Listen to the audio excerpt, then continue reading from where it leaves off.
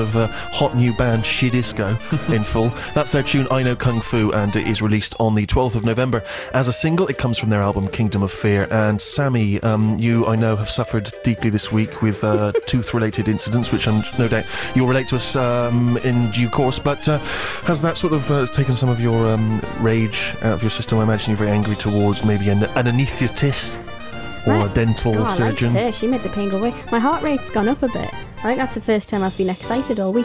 But I genuinely believe he knows Kung Fu, because it was sung with a lot of conviction. I loved that. I haven't seen the video, but I'd hope that he is just throwing himself around. I want him to just be... I've not seen them live, but I suspect they put on a cracking dance punk rock show. Yeah, they are currently about to go on tour, I think stateside, with the Klaxons, who of course provide a very similar sound. But you obviously sometimes go to youthful, trendy nightclubs, being as you are youthful and trendy. Would you dance to it? Do you know I would? Thank you. That's, I asked you a very direct question. There was only a yes or no, and you gave me a yes. Rufus, you're on some kind of grouse shooting holiday. You've come back in from the moors. Owned probably by your cousin. I'm talking, when I say moors, I mean Scotland. And Rafus McTavish or whatever, I don't know. I've no idea. Rafus McTavish, your blood relative of yours, he says, let's pop on some Shidisco. Yeah. Let's have a dance around the lodge. Would you be enjoying it?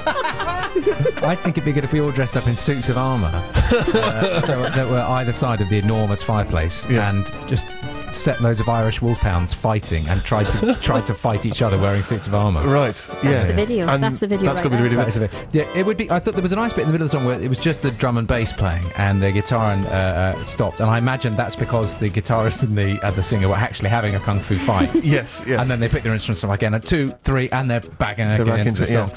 Do you feel that you would have related to it more if it had been I Know Medieval Jousting?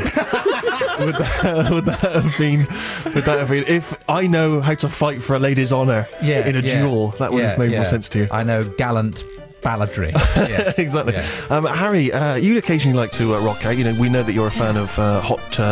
What are they called? Hot Snakes. Hot Snakes and the like. Did that one do it for you? I enjoyed that a lot. I mean, everyone knows that every pub jukebox should have 2 good songs about Kung Fu on it.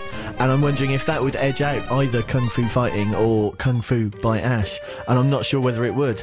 But it was very good. But of course, the problem is if I can't steal music from the boxes upstairs at Six Music, I have to send my mum to buy it for me for Christmas.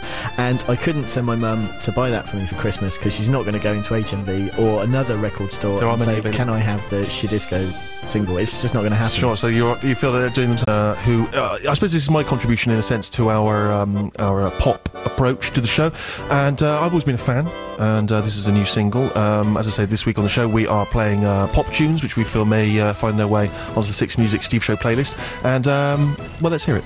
It's Britney, bitch. This is Steve Show, BBC Six Music with me, Stephen Merchant, and we have a slight pop theme to this week's show. We're playing tunes which would not normally find a place on Six Music, and there's no one who seems more of an antithesis to many of the people we play on this station than Britney Spears, who I've always been quietly a fan of. I've no shame. Actually went to see her live in concert one time. Tell you what, it was far too loud. It was ear-piercing. Did you go, Jude?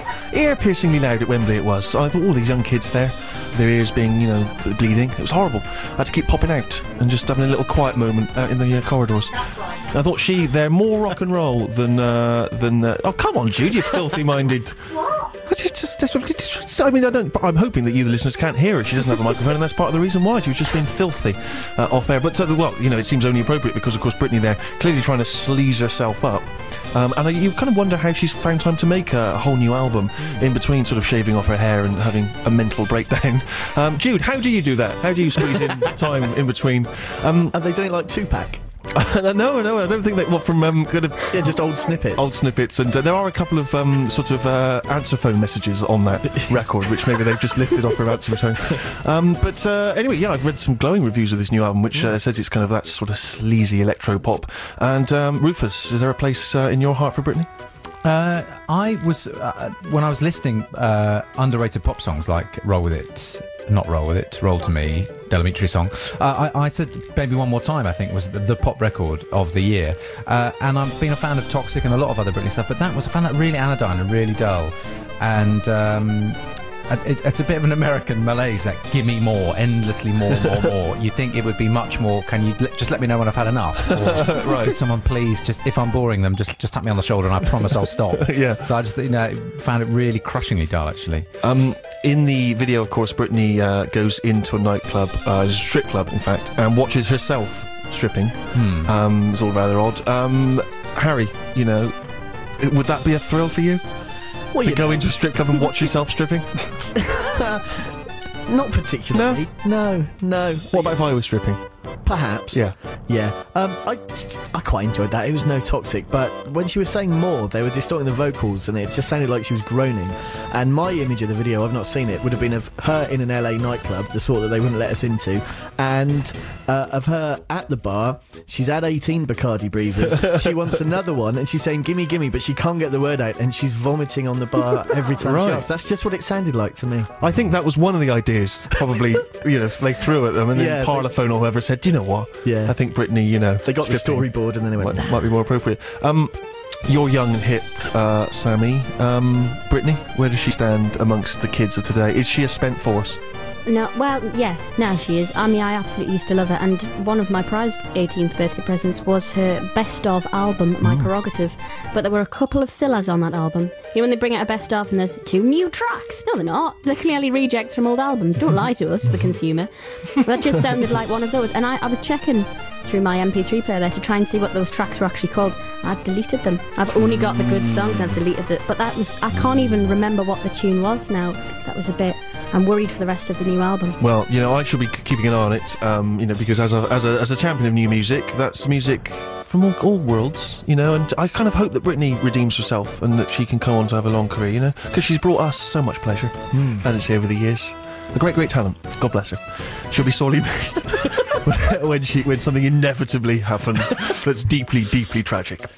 Okay, so we will have one more tune after we've heard this little thingy. BBC 6 Music. So it's a Steve Show, BBC Music, and we have been listening to new music, stuff which has found its way into the pigeonhole. And here's a tune which a few people have pointed in my direction, including The Guardian, which has pointed out that this is currently an unsigned band, although they may be signed by the time we finish playing the track. And you can download it and a number of other tunes from their MySpace page. They are called Black Kids, and this is a cracking little tune. I'm not going to teach your boyfriend how to dance with you. According to The Guardian, they're an unsigned Florida 5-piece who've been causing quite a stir among online tastemakers. That's Black Kids, and you can download a sort of EP of sorts from their MySpace page, myspace.com/blackkidsrock. And there we are, yes. So that's the tune, I'm not going to teach your boyfriend how to dance with you. And as I say, last time anyone checked, they were currently unsigned. Sammy, will they stay unsigned? Yeah, it was one of those ones that made me start to think about all the Christmas presents I've got to buy and all the knitting I've got to do. Maybe, it was one of those ones where maybe if I listen to it a couple more times, it might grow on me. Because it sounds like the sort of thing they play at a night I really like in Newcastle. And the songs you hear once, you're like, the next week you're like, oh, it's that song the third week. I really want them to play that song. So I might actually listen to that again. But do you think that it's the sort of unsigned tinny production values which have put you off? If it had high production values, you would listen again? For me, it's not all about the production value. Really? You've misread me. I have, clearly. You have, yeah. I do apologise. And Rufus, I know you are obsessive about new music. And where are Black Kids going to feature in your mind? What's concerning me, Steve, at the moment, and we've had this conversation before, is whether or not song titles are iambic pentameters. I know, it's something which drives the Six Music listener Yeah. up a wall. And what's happened with this song is they've blown it by one syllable. Oh, no, And that's really? what's confusing me, because if it was, I'm going to teach your boyfriend how to dance with you, that would be a pentameter, but I'm not going to teach your boyfriend how to dance with you, that's throwing the whole thing into the pot. But do you feel that they're deliberately doing that in a kind of maverick rock and roll punk rock way? I think they probably are, in Just the to same way. screw with you. Yeah, in the same way that they aren't all Black Kids. That's Right. messing with us as well. Sure. The lead singer sounded... Well, it didn't sound like there was one lead singer. It sounded like there were about 15 school children who were all the lead singers, and they all sounded a little bit like Robert Smith. Rather Yeah. bizarre. I don't know if anyone else noticed that. Yeah. But I thought it was great. I'd like to dance up and down surrounded by... kids 15 of all, school kids. Yeah, exactly. Right, Kids of all okay. persuasions, colours, sizes. Yeah. And sing it really loudly with them and not look older than them, look the same age as them. I don't Right, want to look so you older want to be than them. 15 again? Yeah. Okay, cool. Or you just want to be dressed in schoolboy outfits? I do that anyway. Sure, of course Yeah. you do. Harry, is that a fantasy of yours? Absolutely, I wouldn't be. Right, it sounded like about 8 different Cure songs.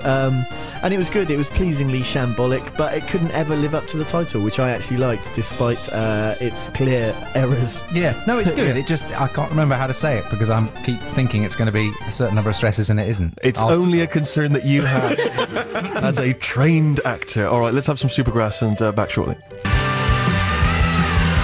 Supergrass, Man-Sized Rooster on the Steve Show, BBC Six Music, and if you've been listening throughout the show, you will know that we have been choosing pop tunes which we feel should perhaps be re-evaluated by the Six Music listener. Sam, it's your choice next, and what have you got? Well, I'd like to make it publicly known first that I did try and choose something else this week, but it was too Six Music. I wanted to play my favourite song of all time, which is I'm not going to mention. We'll play it another week. Oh, that's fine, as long as I can play it sometime.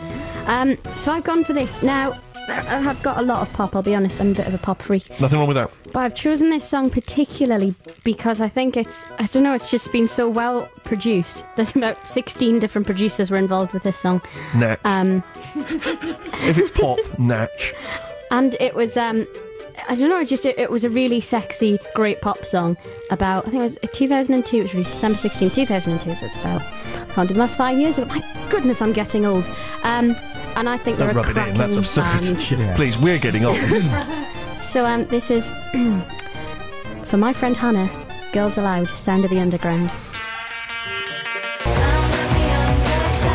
Sound of the Underground, Girls Aloud, and it's Sammy's choice on this week's Steve Show. I'm forcing my contributors here to choose pop tunes which they would not otherwise normally hear on Six Music, and then defending them while we await the onslaught of criticism that I have once again brought Six Music into disrepute by trying to have a bit of bloody fun on the radio. We ask you, Sammy, to defend your choice. I'm going to defend it because the video is really sexy, so boys can look it up on YouTube and get their kicks, and girls can feel sexy dancing to it because it had a very simple dance routine, and it's a very easy song to dance to, and I've proved this at 2 of my birthday parties. It gets everyone up on the floor.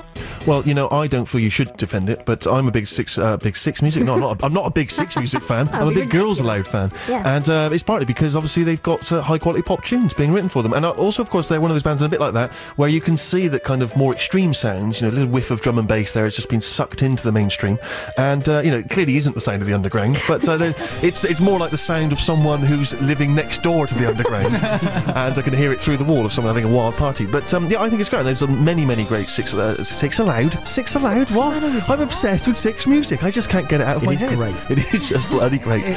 But yeah, no, I'm a champion of Girls Aloud. I think some of the ballads are a bit dreary. I'd agree with But, that. Do you the know pop what? I tunes- think their pop tunes, my God, this might get them a light.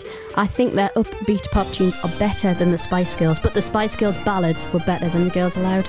Well- If you brought them together, I think you could take over the world. Maybe so, and maybe, you know, we should try and do that. That could be a sort of fantastic sort of Christmas show on ITV, hosted by Simon Cowell. I'd just like to see the fight. Yeah. Just put those 10 in a room and let them go at each other. Yeah. Wow.